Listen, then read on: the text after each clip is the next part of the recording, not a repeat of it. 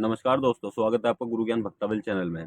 आज मैं आपको बताऊं कि आप अपना घर कैसे कील सकते हो। आप भगत हो या फिर भगत नहीं हो। देखिए, ज़्यादातर ये भगत कार्य करेंगे तो ज़्यादा अच्छा होगा। मैं आपको दोनों तरीके से बताऊं कि अगर भगत कार्य नहीं करते तो किस तरीके से आप अपना घर कील सकते हो, और अगर आप खुद भगत हो तो किस तरीके से कीलते हो। मैं दोनों तरीके आपको बताऊंगा, आप दोनों तरीके से ये कार्य कर सकते हो। ये बहुत ही चमत्कारी है, आप खुद भी करके देखिएगा एक बार। देखिए, सबसे पहले मैं आपको बता दूं कि अगर आप भगत हो, पहले मैं ये बता दूं कि आप भगत हो तो अपना घर कैसे कील सकते हो। सबसे पहले तो आपको क्या करना है, अगर आप भगत बन गए, ठीक है, तो आपके घर पे तंत्र क्रिया कौन कर रहा है।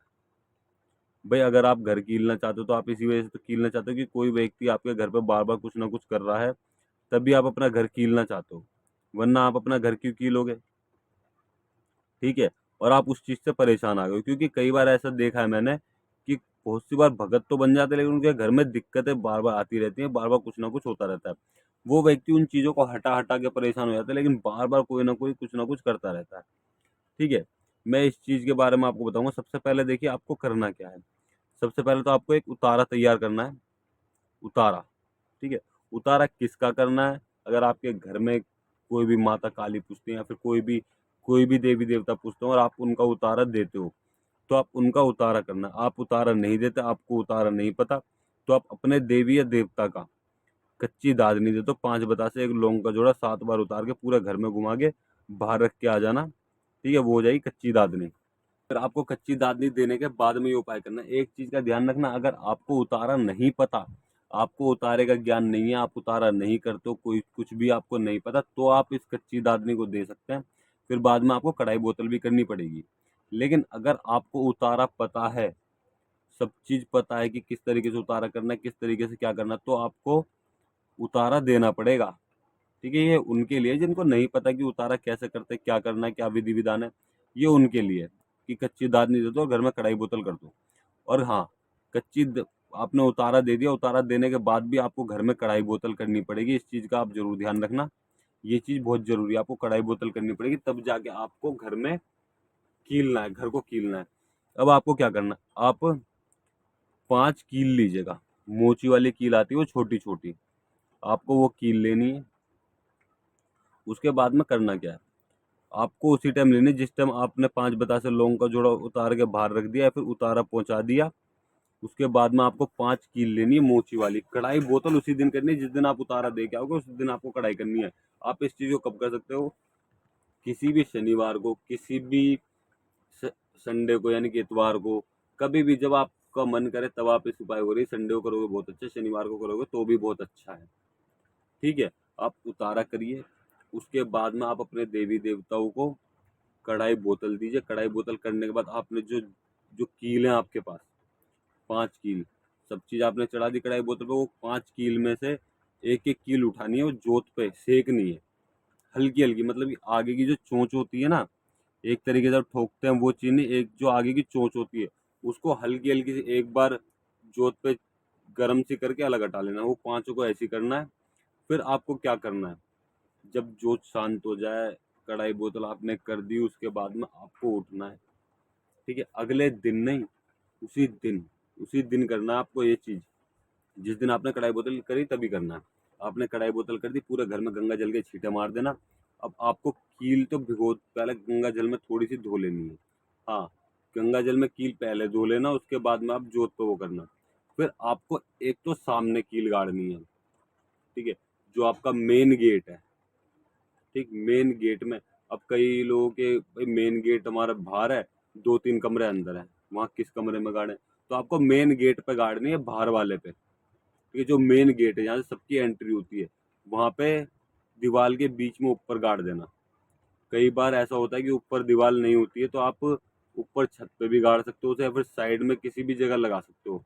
अगर जैसे मान लीजिए आपने लोहे का गेट लगाओ और साइड में 2 पिलर बने हुए हैं, ठीक है, तो उन पिलरों में दोनों तरफ उन पिलर में गाड़ देना, और जो बची हुई 3 कील है वो तीनों कोनों में गाड़ देना, ठीक है। 5 कील हो जाएंगी, वो वहां पे दोबारा कोई चीज नहीं आएगी, आपके घर में कोई भी चीज प्रवेश नहीं कर पाएगी। ये बहुत ही चमत्कारी चीज है, आप इस चीज को करके देखिएगा। अब मैं उनके लिए बता दूं जो भगत नहीं है, ठीक है, ये तो भगत वालों के लिए था। अब जो भगत नहीं है मैं उनके लिए बता रहा हूँ कि उनको किस तरीके से अपना घर कीलना है। सबसे पहले तो उनको देखिए उतारा करना है। उतारा तो करना ही पड़ेगा। आप किसी भगत के पास जाके उतारा करवाते हो तो बहुत अच्छा है, ठीक है। अगर आपके आसपास में कोई भगत नहीं है, कोई गुरु नहीं है जो आपका उतारा कर सके, ठीक है, तो आप खुद को क्या करना है, मैं आपको एक उतारा बता दूंगा हनुमान जी का। उस वीडियो का लिंक मैं आपको डिस्क्रिप्शन में दे दूंगा। आप उस वीडियो को देख के उतारा करिए। सात्विक उतारा, कोई भी दिक्कत नहीं है, कोई भी परेशानी नहीं है। वो उतारा करने के बाद पूरी विधि बताई हुई है उसमें उतारे की। वो उतारा करने के बाद आपको पूरे घर में पहले तो गंगा जल में कील धो लीजिएगा, फिर पूरे घर में गंगा जल के छींटे मारने।